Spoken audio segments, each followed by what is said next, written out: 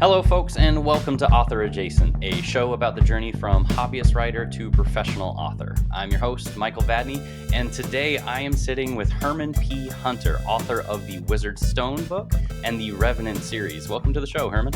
Welcome. Welcome. Hey. That's all right. Welcome still counts. We're still welcoming each other, so I still think that works. We're off to a strong start. Yeah. No worries. I was actually introduced to your work by Matt from Beard of Darkness. He was singing your praise on X. I can't remember what the post was originally about, but he was telling me that you have some of the best prose he had ever read. And so I checked out one of your novellas, and I gotta say, he's right. It's really good. I've read. Want to interview me again, I'm always open. Yeah, Matt. He's ready for you. Yeah, he's always got a really busy schedule. I've been trying to get on that show for a while as well, but he's just got so much going on. But eventually, I'm sure we will. But no, I've read all of the Revenant series so far, and I have to agree with them. Like in multiple of the reviews that I've put up, I've always been very fascinated by how you make the smallest actions just interesting to read, and just the rhythm of the words. Well, that is the thing. I do concentrate on the rhythm. Mm-hmm. I remember when I was reading was it Aragon by Christopher Paolini. Yeah. And I actually knew it started with a P, but I didn't want to butcher his name. And I noticed I only got through a few chapters of it because I had to put it down because it was, and I know it was his first book. So, he's probably improved since then. But the weird thing about it was it seemed like every sentence had the same sort of meter or tempo. Mm-hmm. And it was always like da da da da da da da da da da, and it just went over and over again. And I was reading this thing, is kind of getting mad because it's like it's the same. So whenever I go and I write a book, I always make sure that when I'm doing paragraphs, I mix it up. And some people have compared me, actually a few have compared me to Joe Abercrombie. And in the prose, and the thing is I recently, because I was telling you backstage that I'm still doing physical therapy for my shoulder. But so I've been getting these audio books, and I've been listening to them while I do physical therapy, and I've been through like 3 or 4 of them. I listened to was it F. Paul Wilson's the two. I'm listening to F. Paul Wilson's The Tune, although I've kind of like checked out of that book. But I also listened to his book, The Keep, which is a movie which they made into a movie directed by Michael Mann. And looking that one up. And then it's actually very good, although I found the female protagonist annoying. But now I lost my train of thought here. But so I've been listening to different ones. I got Fond du Lis, the Jade City. I just started that. Yeah, a couple others. But somebody told me that my prose is a lot like Joe Abercrombie's. Abercrombie's, and so I picked that one up. I think it's the first law series, the first law series. And I'm listening to this going, oh my God, I do write like him. That's not a bad thing. He's very popular. And a lot of people like his work. I will say that his is some of the his is one of the only books that really captures my attention, and it has a lot to do with the writing. Nice. I don't know. Maybe there's just like a screw loose in my brain, but the writing has to be there for me to enjoy the book. So, and the weird part is F. Paul Wilson, his writing is actually pretty plain, but the way he sort of set things up, it keeps it very interesting. I mean, the tomb, my one my one complaint about the Tomb is it like takes 7 or 8 chapters to set up the freaking character. Um, Do and you mean the keep? no, the Tomb, because there's 2 of them. Oh. He's got a Oh, whole slew of okay. them. The Keep keeps me engaged from very beginning, Oh. and it's got a lot of I can't recommend that book enough. It has a lot of variety. It has a couple of twists and turns and some interesting things. But the Tomb is, I think, the first book in his Repairman Jack series, and I understand he's setting up Repairman Jack, but he spends like 7 chapters doing it. Mm. And but I mean, I will say this: while I thought it was a slow start, the writing kept me engaged. And the thing is he did stuff with chapters that he would like do, maybe like a chapter is only like 1,000 words, and Hmm. then a chapter is like 3,000. So he would stagger the chapters um, based on what the type of information he wanted to relay. So now I feel good about writing shorter chapters.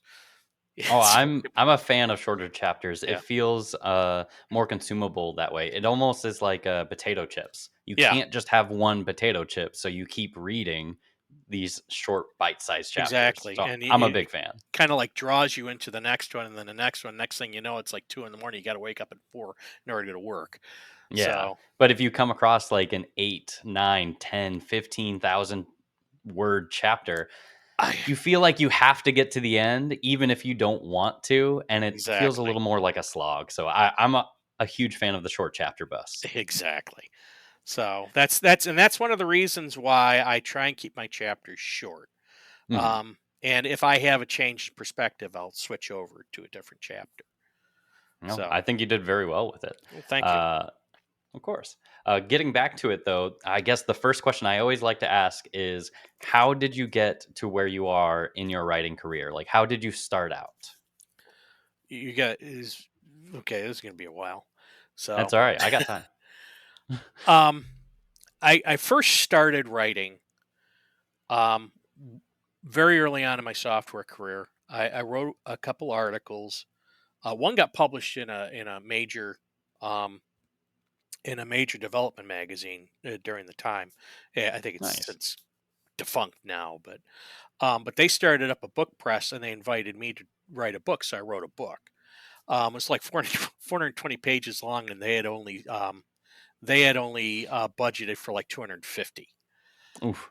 Yeah, that was interesting. They were wondering, well, where's the book? Where's the book? I'm not finished yet. I'm writing a complete book here. I want to do a complete book. Well, they Was it didn't a tell me. technical book or Yeah, it was very a narrative? technical. It was Okay. about it was about printing, Okay. and so the book technically was a failure. But it was my first publishing gig, or my well, it wasn't my first, but it was my first book. Hmm. It's since way out of print. But my wife found a royalty report not too long ago that because we were redoing this whole area here, and it's still in a bit of it's still in a bit of a mess. Um, I hear you. I still got boxes yeah, behind me. but she found an old royalty report. I had sold 900 copies of that failure. That's So pretty good. yeah, but that just goes to show you in traditional publishing what's considered a success. 900 copies. I mean, I would like be backflipping for Oh 900 yeah. copies in a year. Um, so, it sold 900 copies, and I felt good about myself. But I never received a royalty check. Never was. Mhm. I did get a decent advance for the time, and then so I didn't want to write about software because I recognized early that um, I can either write about software and use that to chase, trends and all that, or I Mhm. could actually write software and do the same trend chasing as well. And writing software was way more stable and Yep. prolific. Yes. So, um, so I put the the writing software aside, but I did at some point get the bug. I think I did some political posting, and I just I didn't like I didn't like who I was when I in order to get in order to attract attention there. So Yeah. I kind of just sort of shelved that, and then I said, well, let's write fiction.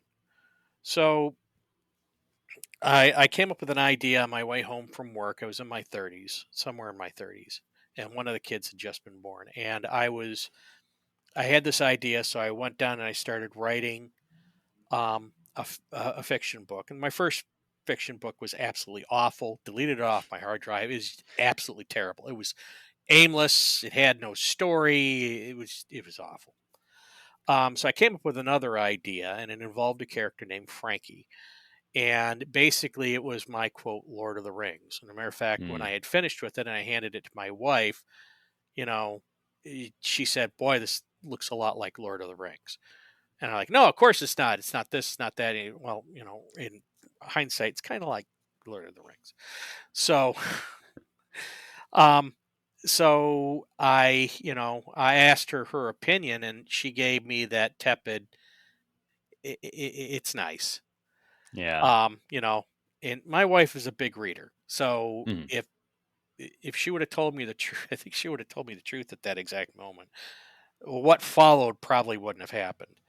Um, but so with that quote approval, and I should have known Mhm. better. Mm.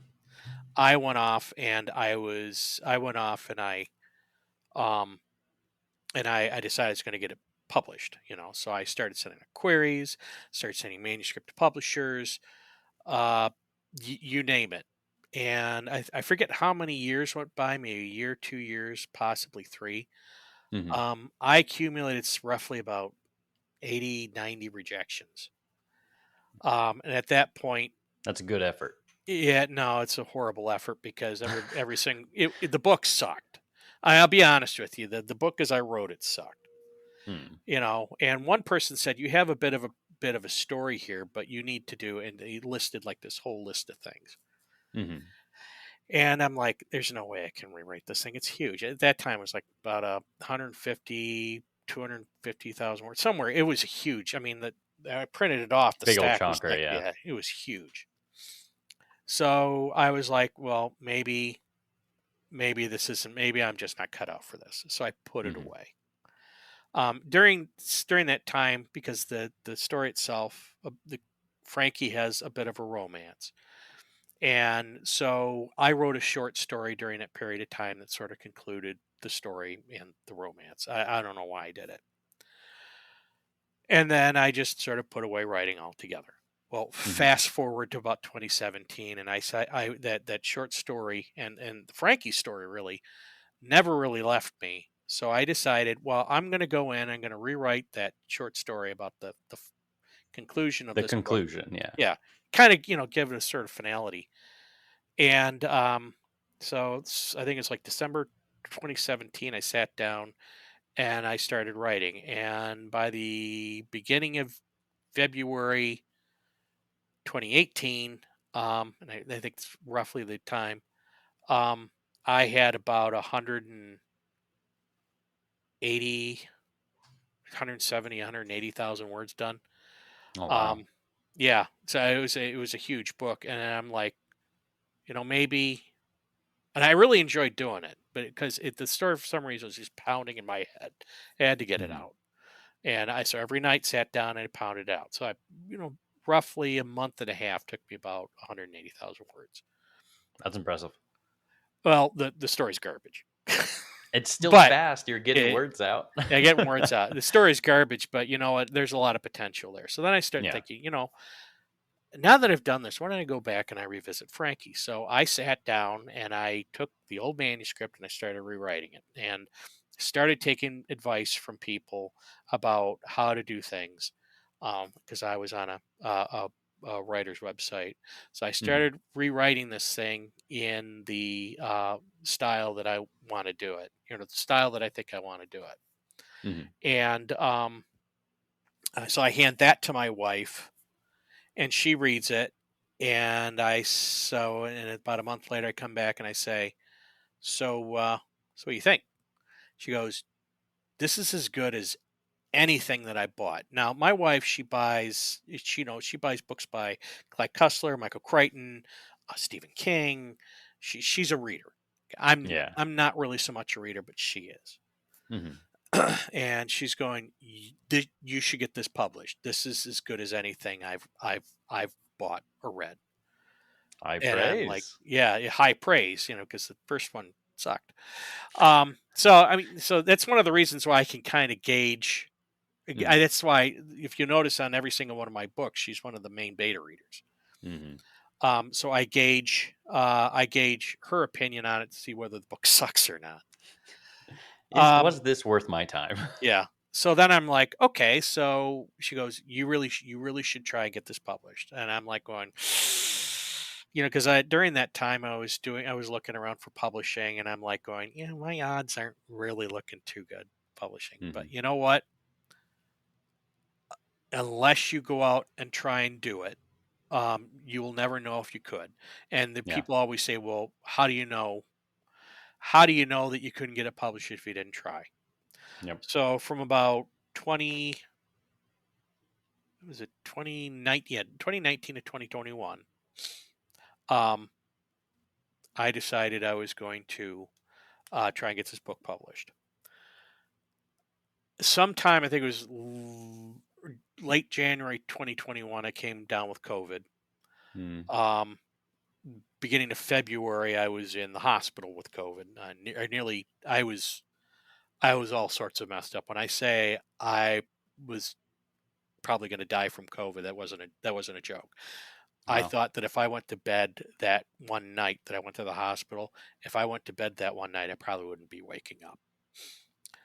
So they got me into the hospital. They cleaned me up. I was at home convalescing, um, because I was on oxygen for about a month, maybe a month and a half. Mm-hmm. And I finally got one of the last rejections. And this was a full manuscript. I had two full manuscript requests. And this one was a standard. Um, this one was a standard a rejection. Like your book is not good for our list at this time. If you've done the Yeah. whole Template query, rejection. yeah, if you've done the whole querying thing, you know all the standard rejections.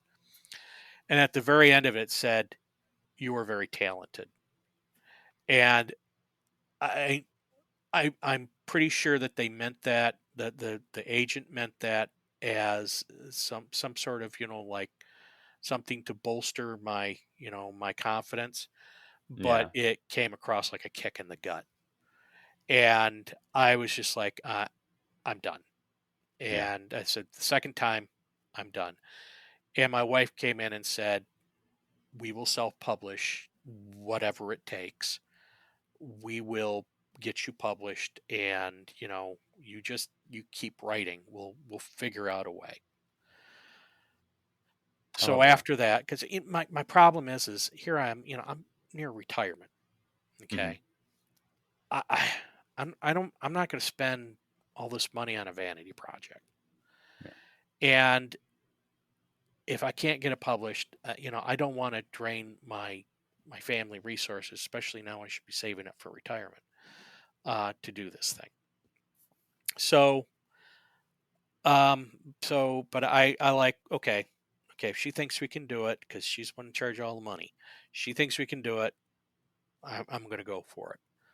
So during that time, because I was thinking about my next book, I started writing my next book. During that time, I was writing The Wizard's Stone. Okay. I've been watching a bunch of publishing things on YouTube, and I had been watching a bunch of marketing stuff on YouTube. And one of the things they told you is, create a loss leader, create one of those books that you give away in exchange for an email list. I've heard that advice. Yeah, that's what The Revenant and the Tomb was supposed to be. Okay. Um, and when I gave it to my wife read it, and I asked her opinion. I said, "So what do you think?" She goes, "So you're giving this away, right?" I was like, "Yeah." She goes, "Okay." And I said, "So what?" She goes, "I think probably you should give away the book you're writing on now and sell this one." And I'm like, "There's no way. It's a novella. This Yeah. one is a big book. Wizard Stone is about 82,000 words." Yeah. So I decided, okay, well, we're still gonna put The Revenant and the Tomb out as a loss leader the I forget what they call it. Um, the thing that gets you, you give away for. Yeah, you exchange it for like an Yeah, email list. Like, you sign up for my exactly. email, you get this free novella. Yeah. Yeah, so I did that.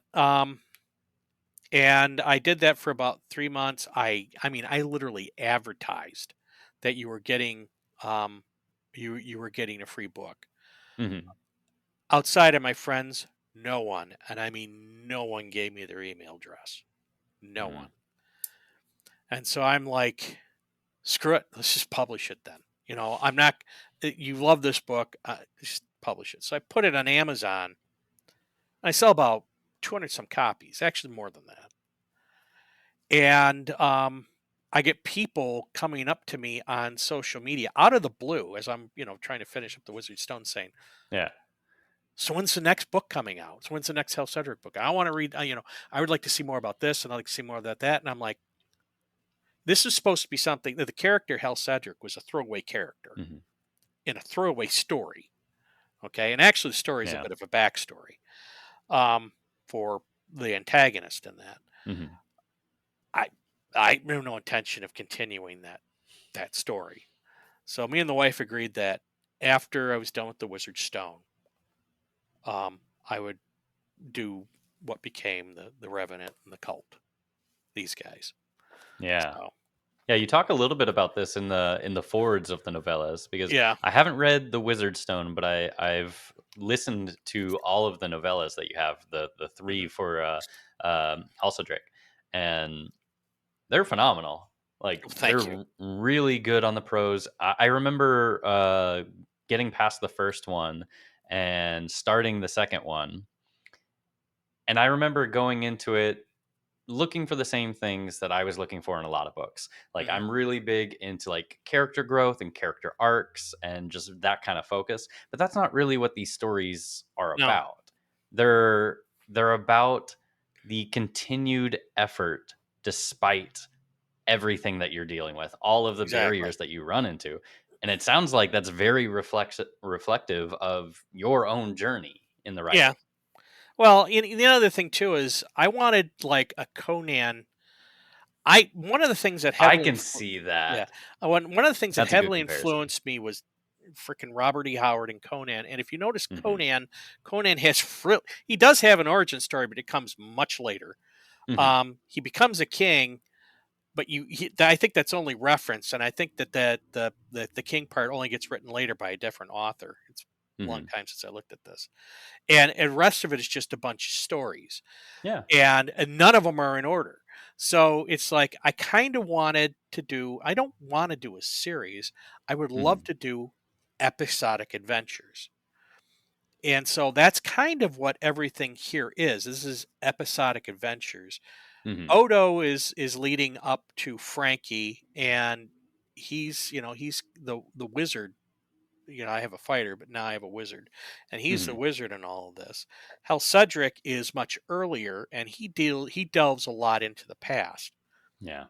and so that gives me a lot of time, a lot of room to you know flesh out a lot of the lore of my world in Mhm. those stories, as opposed to like doing massive info dumps. Yeah. So not only if you're a fan of my books, not only are you getting lore of the fantasy world, but you're also getting an adventure. Mhm. And I'm not wasting your time with these massive dumps of info. You know. Yeah. Halcedric is a lot. Sorry, am I saying his name right? Yeah. Halcedric? Hell Cedric. Okay. Just making sure. He is a character that is, like you were saying, akin to Conan, akin to like Sherlock Holmes. Yeah, These aren't people that you watch to watch them change. You watch them exactly. because they're interesting. They're pillars Mhm. of whatever they represent, and you watch the world change around them as opposed to world changing them. And Exactly. it took me until the second novella to really understand that this is what these stories were about. And once I saw that and I was like, "Oh, okay," and accepted it, my enjoyment of the books skyrocketed. Yeah. Like, my opinion of all of them just shot up. Just that, Yeah. along with the prose and just watching uh him go through the story and influence the people around him, because that's really where the growth happens in your stories, is in the side characters, all of the ones that show up for this one adventure and are impacted by Mm-hmm. Halsedrick and how he changes their lives. Exactly. It So reminds me of like Jean-Luc Picard, actually, from yeah, Star Trek. I got very heavy vibes on that. yeah. I mean, Captain Picard doesn't really change. No. So I mean, the only time he does change is when he gets involved with the Borg. Ooh, I'm And not there yet. I'm yeah. I'm watching the Next Generation for the first time. I'm on season 3. They've hinted at the Borg, but they haven't shown Oh, up yet. there is my there's a 2-part series. Hmm. Um, where it's a two episodes where they have a conflict with the Borg, and it's Hmm. much later. And those are my two favorite series, or those are my two favorite episodes, and they're really good. And Nice. it then from there on out with the Borg, you get into Star Trek First Contact, Mm, and that those episodes and maybe a couple others further down really flavor that movie. mm, And I there some of Patrick Stewart's best Captain Picard, or yeah, Patrick Stewart's best Captain Picard, um, where he where he smashes his models when he's arguing something about Moby Dick, and he hmm. keeps talking about, they invade our space, and we, we withdraw, and they come and attack us, and we withdraw, and he goes, I'm drawing the line here and now, and he's just, I love that part of the movie. Yeah. That was just so, because if you've watched his progression from, this stoic guy who's going to investigate the universe, down past the Borg, down into that movie, it it's like, he's been holding all this shit or it's all this stuff back for a It's all long right. He's the time. curse. He's been holding this stuff back a long time, and all of a sudden he pops a cork. Hmm. And I love that part. I love that part of the movie. That part of the movie was as good about some of the stuff on Wrath of Khan, Star Trek Nice. Wrath of Khan, which is another one of my favorite movies. I'm still very early in my Star Trek adventures. My wife grew up on them, and I'm experiencing them all for the first time as an adult. Yeah. We did all of Voyager, and now we're working our way through Next Generation, kind of out of order. So I know a little bit about the Borg, but I've heard a lot of good stuff comes with this one. But even with that moment that you're talking about with Jean-Luc, where he just finally says, I've had enough and I have to do something about it. I feel like Exactly. he is still the same character. He is still this pillar of not necessarily morality, but values. Yes. Like he knows what he believes. This is the way the world should work and how people should act. And he's going to do his best to uphold those values that he believes in. Yeah.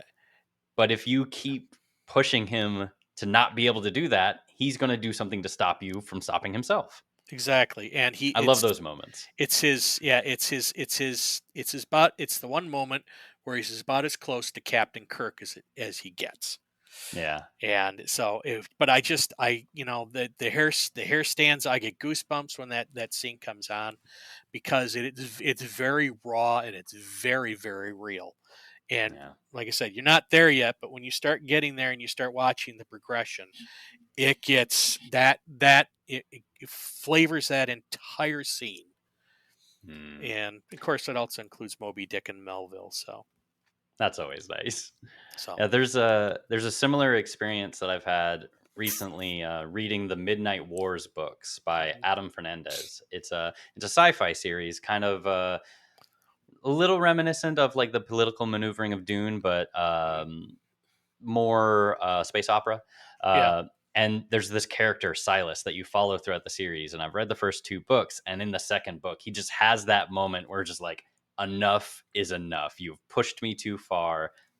I need to stop you. Otherwise, no one else will. And I just have to do this. I just Yes. love those crunchy moments. You Oh, they're dig, so satisfying. yeah, you dig in your heels, and you know you're not gonna you're not gonna back down, and Yeah, the storm may take you away, but at least you fought the storm. So exactly. it's yeah, so that's like I said, that's one of my favorite parts. But yeah, you're getting That's into awesome. it, so I won't spoil it. But No worries. I do appreciate the sensitivity. I know it is an older show, so the yeah, ban on talking spoilers on Star Trek is probably way past. So I appreciate I'm that. glad you told me, because I probably would have flapped my gums about that one too. Oh, thank you. I appreciate it. So we've talked about this a little bit. We've touched on it. Are there specific books or authors that have really shaped your experience and your growth as an author? I Yeah. know in some of your forwards you have talked about a few, like Tolkien, and you even mentioned a few earlier. But are there any like really poignant ones? Um, Not really. I mean, it has been. Tolkien probably is the one that has influenced me the most. And I see it in your style. yeah, and the thing is it's, if you take a look at some of the standout moments in Lord of the Rings, Hmm. the charge of the Rohirrim, and my God, they did that so great in the movie, I know. where he starts doing this speech, the shields will or spears will splinter, shields will shatter, a red day, or a death day, a red day. I forget the exact thing. Yeah. It's that type of, that's the type of stuff I want to write. Mhm. And I want, and that's one of the things when I was writing, when I did the rewrite on my Frankie book. I kind of struggled with, using elements of my faith, because I'm Christian, in Mhm. the books, because it's fantasy, and what I believe in real life isn't something I want to put. There's certain elements in there that, boy, they really give the books depth. Yeah. And when you get into Odo, you'll start to see a little bit of that. There's the rewrite of my Frankie books. I discovered that not only was, well, number one, it was about prophecy. It was actually inspired by a single line from Revelation, but and there's stuff in there that kind of calls back to it. Mhm. But I discovered that as I rewrote it, it became very much sort of I don't want to say dissertation, but sort of much of inspection of faith, Mhm. and how how this guy is handling um, being a quote chosen one. Mhm. And I think that's the type of, and as I was writing that, I'm like, God, this is so good, and why won't they publish me? So, Oh. but yeah, but I mean, it's as I start getting further and further into it, I start seeing this taking on its own life. Mhm. So it's like, so I'm trying to kind of get there with all these books, and kind of like build out the lore. But I mean, in each one of them, each one of these characters has like a very strong moral viewpoint. Mhm. Hal Cedric being who he has to. Odo follows along the same lines as a character in the Wizard Stone, follows along the same lines, but it's not because he has to. It's because that's kind of the way he's raised, and I'll leave it at that because I know you haven't read it yet. Appreciate So the yeah, sensitivity spoilers again. yeah, but yeah. So it's like I'm slowly introducing these things, and then dropping different things in there about morality. And in fact, there's one time when one of the characters says something like, um, "Gold is really the only justice in the world." Oh God, no, I can't remember. I can't remember my own writing, but it's actually in my trailer. Mhm. So we're good if we're bad or gold. I forget what it is, but but I Well, drop these little things in there that sort of like. contrast viewpoints. I think that's one of the great things of fiction, though, Mhm. is the story is lies. It's all made up. It's all things that we have created. But at the same time, they reflect us as people, as society, and like our morality. Mhm. And it gives you views into these lessons without having to experience them the hard way yourself. True, and it also, well, there's two things about, especially fantasy. There's two things about it. Number one, when you're writing a story, it's kind of a blank canvas. Fantasy, especially, is probably one of the reasons why I'm so attracted to fantasy. Is it's literally a blank canvas. You can paint anything you want onto it, and Yeah. you know you can create as long as you've got dragons in there. Trust me, I took crap for not having dragons in my books yet. Um, but it's really it's a blank canvas. You can pour anything onto it that you want to, and with that you can put in your own personal views and opinions, so long as you do it Hmm. in a way that really sort of like underscores the story. Hmm. I remember there was a group called the Writer Dojo, and I think it was Jim Butler. Larry Correa said it, but it was he was referencing I think Jim Butcher, Yeah. where he said, "Don't don't preach more than you entertain." And so that's kind of like the balancing act that I do. I try to be very very subtle with throwing that type of stuff in there and try and make it entertaining. You know, Hmm. because nobody wants to be sermonized. No. I mean, maybe if you're a church lady, you want to be sermonized, but most people, when they pick up a book, don't want to be sermonized. They want Yeah. to read a good story. I mean, cripes, I got atheists reading my stories, so I that's an indicator that it's subtle enough. I think you did a great job with it. Like Well, thank you. I like that line that the preaching versus the entertaining. Hmm. And there's nothing wrong with a story having a lesson. Most stories do have a Do have lesson. them, That's what yeah, we call the theme. Like the exactly, lessons that the characters learn along the way or that revolve around the plot. That is what the reader is being taught. exactly. And you're not always going to agree with it. Sometimes the especially in like darker grimdark stories, the Hmm. lesson the character is learning, you're supposed to see the consequences of when people do these things. Exactly. So there's nothing wrong with teaching people things, but I Yeah. do agree it is a balancing act Yeah. to make sure that you don't come across as like I'm standing upon my mountaintop because I know better. But I think you Exactly. balanced it very well. Thank you. Of course. Like there's many novels that have heavy Christian or other religious influence throughout them. Everything written by Brandon Sanderson, the whole Stormlight Archive Hmm. series, is very heavily influenced by his Exactly. very devout faith. Hmm. All of the Narnia series Yeah. is huge Christian undertones. There's also, have you read the Lightbringer series by No. not Brent? Yeah, Brent Weeks. No. I would encourage that one. That one's a Okay. really good one too. It has a lot of religious influence in it, and religion is very important throughout the whole story. But amazing plot, amazing character growth in it. Highly suggest it. Mm. And then the other thing, when you because you were mentioning, let's get back to influences. Oh, please. The other one, well, I mean, outside of Robert E. Howard, who kind of influenced it, you know, you don't have to have a series, but you can have, you know, and the writing. I love Howard's writing. Absolutely love it. The other one who heavily influenced me was Lovecraft Nice. because, Oh, I could see that in the horror. yeah, yeah, it's I. I had an interview with Blaine Pardoe, who's the guy who wrote all that BattleTech stuff, Hmm. and he loved the books too. But I was talking, I had an interview with Blaine Pardoe, and he mentions, I said, yeah, one of my inspirations since there's Lovecraft. He goes, oh God, yeah, I see that right away. Oh yeah. As much as he was, you know, he was kind of a flawed person, and his writing can be very, very boring. Hmm. His actual structure and his execution can be very boring, but he has an imagination that just doesn't quit.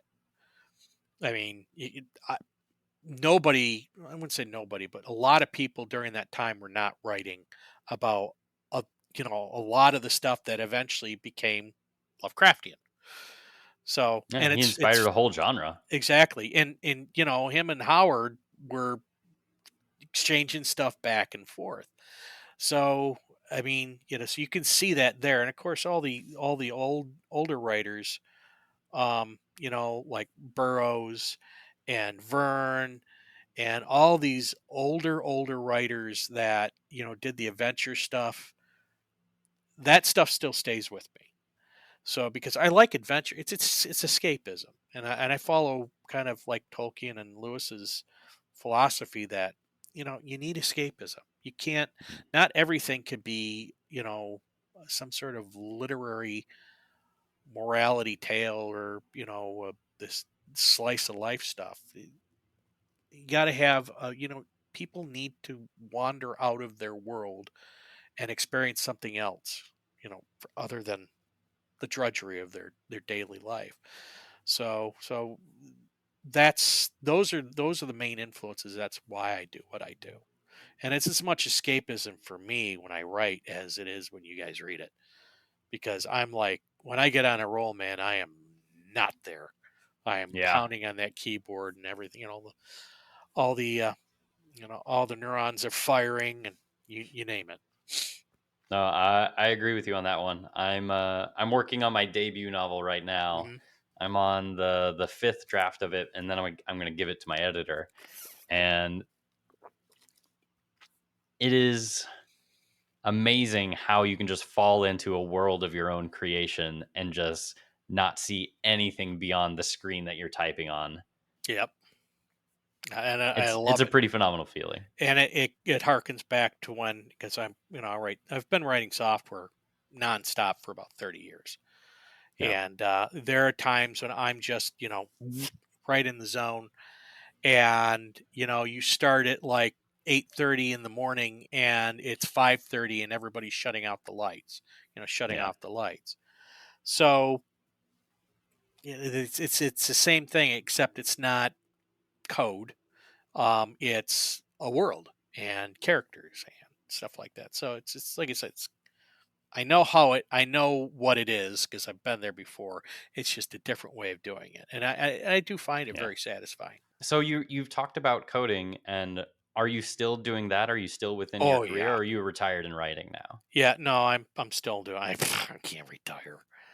So So everybody I know is retired was like dead in a couple of years. So yeah, I've talked about this with my wife before. Is like, if we ever retire, we got to find something to keep doing, a exactly. reason to get up out of bed every day. So Yeah. how do So you balance all of that then with like trying to do your work during the day and trying to accomplish your writing in the evenings and weekends? poorly, How do you stay on point with but I do a poor job of it. Um, it? I mean, I can't do anything at work Mhm. at all. So I don't. I mean, I might go, look around at a few things, but I don't do any of my stuff at work. So Mhm. it's always when I come home here, and then at night, I go play my Dungeons and Dragons. They have Dungeons and Dragons online. I have people. Yeah, I have people who I run with during that Nice. time. So it's like about an hour, maybe 2 hours out of my night, and then the rest of the time is either working on marketing or doing videos or writing the book. So, as a matter of fact, starting June, I'm going to basically disconnect from all of it and just focus on finishing up this next book. Nice. So, Doing like an at-home retreat. yeah, I'm going to walk into this office, close the door, and not come out until time to go to bed, or my wife says I got to eat something. So, which I could probably starve myself, but whatever. Preferably you didn't. Food is very necessary for Well, existing. I'm pretty heavy, so I could stand to lose a buck 50. Maybe skip a meal or two. You'll be all right. Yeah. No, I always love hearing when people have D&D as like an alternative outlet for their Hmm. creativity. Um, Big fan of playing myself. Just got done with like an over 4 year campaign where I was the DM, and Hmm. now I'm about to be a player in a new one. And it's just a nice creative outlet for kind of just exercising those muscles, but in a Yeah. different way. Yeah. So, and I was that's another thing. I was a big D&D nerd. I wouldn't what you call it say, it didn't really stick with me because I kind of a loner, you know. Hmm. Like I got some of the old books. I actually had that original set of books, the softback um pamphlet types. I Oh actually wow, had I think 4 out of the 5 books from that um back in my youth, and I gave them away. So, and I found the old I probably worth found a an pretty penny now. oh, jeez, yes. So, but I have the AD&D books. I have the 3, the Monster Manual, the Player's Guide, and the Dungeon Master's Guide. And every Hmm. now and again, I'll pull those things out and read. And I still got a bunch of the modules like Vault of the Drow, Tomb of Horrors, Oh, nice. um, Journey into the Unknown, Keep on the Borderland. I have all of those. And so, I'll pull them out and I get, you get ideas from that, but there's just, it's I love them, and I love kind of just going over through that, and it sort of like gives me ideas and stuff like that. So it's one of those things where I was heavily influenced by it, and you can kind of see that in my writing too. Oh, definitely. So Oh, yeah. I was actually gonna say, like, a lot of reviews kind of praise your like gritty, yeah, visceral action of the Revenant to like classic D&D settings. Um, I actually have a question related to that. How do you choreograph these like intense sequences? Like you have this, well, multiple battles, but in particular, there's the one where Halcedrick is battling the evil shadows in the Revenant in the Tomb. How do mhm. you keep the reader on edge during these faster paced action scenes? I have no idea. I just sort of write the stuff as I see it, Hmm. and kind of follow the character. Um, my wife says I write action really well, and I'm like, I agree. okay, yeah, okay, great, yeah. I don't know. I really don't know how I do it. I just follow the character, and then oftentimes I'll sit there. Maybe I've watched too many, like buddy cop movies or whatever. But I will also sit there and I'll write something down, and I will keep refining it, refining it, refining it till it doesn't sound stupid. So, so it's like that. That I think I probably redid maybe 2 or 3 times.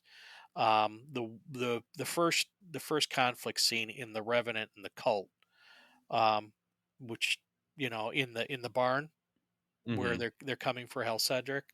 Yeah, I must have tweaked that thing like 5 or 6 times it um until it made a little bit more sense. yeah. But the one with Herodini in the tower, uh, first time through. Oh So wow, yeah, and I just that's a good one too. yeah, and that was actually an add-on because I don't, have you ever heard of Iron Age magazine I have not. or no or Iron Age Media? Anvil's the magazine. I'm sorry. Yeah, No, I'm not familiar. Richard Wilson does a fantasy sci-fi magazine called Anvil. It's Iron Age Media, and Hmm.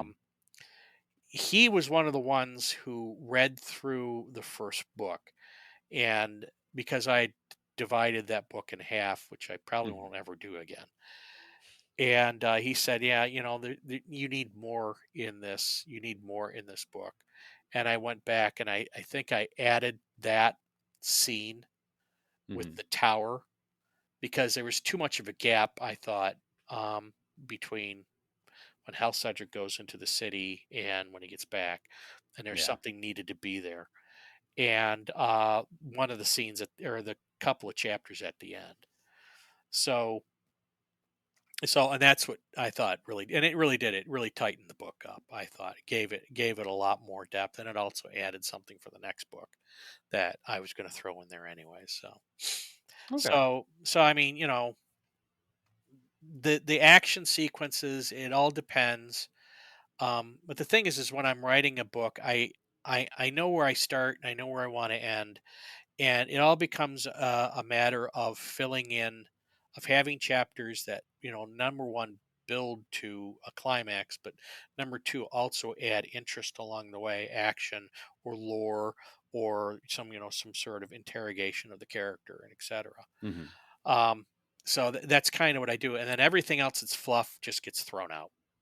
Yeah. And I'm very You good got at to cut doing. all the fat. Yeah, and I'm very good at doing. I guess I'm very good at doing that. But the problem is it also makes my books very short. So But I think novellas are kind of like on the rise in popularity too. yeah, they are. But you know what? When you get down to printing them, they actually are more expensive to produce. Oh, are they like more expensive per page or more Yeah, expensive as more an overall expensive per product? page. Okay. Somebody I read, I said a video or I read somewhere that there's a sweet spot, Hmm. and believe it or not, I was telling my wife, it's as far as relative costs, the wizard stone, while it costs more to while it costs more to purchase, um, actually per page costs significantly less to produce. Yeah. So it's very so there are sweet spots in there when it comes to actually publishing, Yeah, and there's a lot of stuff outside of the writing that you have to yeah, think about, especially when you're indie. yeah, and try you want to try and maximize your profit without and the thing is I don't want to overcharge on my books. I don't Hmm. want I'm not I don't want to gouge anybody, but you got to make a business at this at some point. No, So that's but true. It yeah, costs a lot to be indie. Like yeah, you have to shoulder all the cost of like the printing, the shipping, the creation of the audiobook, which I've heard is not cheap. no, oh, it is not cheap, and Yeah. I thank God every day I found Steve Fortune because He's good. he's really good. How this guy is not utilized more is beyond me. He Yeah. he makes me sound like I know what I'm doing. So He is phenomenal. Like he gets the cadence of your writing very well, where it exactly. just rolls off his like very baritone voice. I'm a big Yes. fan. It's it sounds like yeah, it sounds like he's sitting at a tavern telling you a story. That's the way I've always said it. Absolutely. And the funny part is that I was advertised. I was I do all my books through Findaway, which is Hmm. going to cease to exist pretty soon. Hmm. But back in the old days, a couple years ago, they had um, voice actors on there that you could they could do an audition, and you could pick like seven of them to audition and then pick one off of that. And so I put out the sample for the audition, and I picked seven people, and only three of them auditioned, but Steve was the first one to come back. Mm. And I remember listening to it in like about 5 seconds in. I'm going, "This is the guy. This is the guy." And my wife listens to it. She goes, "This is the guy." So then we're sitting there. We went out to eat, and we're sitting there at the table going. She's like going, "Maybe you should just pick him and move on." I said, "Well, I did send out auditions. I should wait at least a week." So Hmm. but that entire week I was sweating that I wasn't going to get Steve, but I got him, and I've been using him. In fact, he sent me an email wanting to know what my status was because he's interested in doing the next one. So this is a good sign. But That yeah, is fantastic. he just knocks it out of the park. And I actually get giddy. I get giddy when I first hear the start because he just does such a great job. Oh yeah. He has a perfect voice for your settings and your story. Exactly. Like it is a match made in heaven. Absolutely. All right. So We are hitting on time at this point, and with all that excitement, I think this is a good point for us to stop. okay. If you don't mind, I would love to have you again on the show in the future because I had a bunch of questions that we still haven't gotten through. Okay. So we'll definitely have to coordinate, see what we can do about getting you back on here. But why don't you tell the people where can they find your books and what are you working on next? Well, I'll start with what I'm working on next. I'm working Please. on the follow up to Wizard Stone. I'm about 10, 15 chapters in. Uh, it's going to be, in a lot of ways, it's going to be like The Revenant and the Cult. It's actually kind of two stories. This time I'm not going to split it up. So Could be one big beautiful book. Anyways, I appreciate so that. yeah, so if you're interested in the next story, buy the Wizard Stone. I'll get you some background on the character. As to where you can buy my books, Amazon, Barnes & Noble, Kobo, pretty much anywhere. I'm wide. I also go to events, such as live events, primarily in Michigan, but I'm going to start next year. I'm going to start looking to branch out. The next event is going to be in Alpena called ThunderCon. I'm also in FantasticCon in September. I'll also be at BaseCon early September, and I got nothing going on in August. So, not yet. Yeah, not yet. There we go. Excellent. All right, people. So keep an eye out for that. Come and meet them at those events if you're in the area. And thanks for hanging out with us tonight. Thanks for having me on.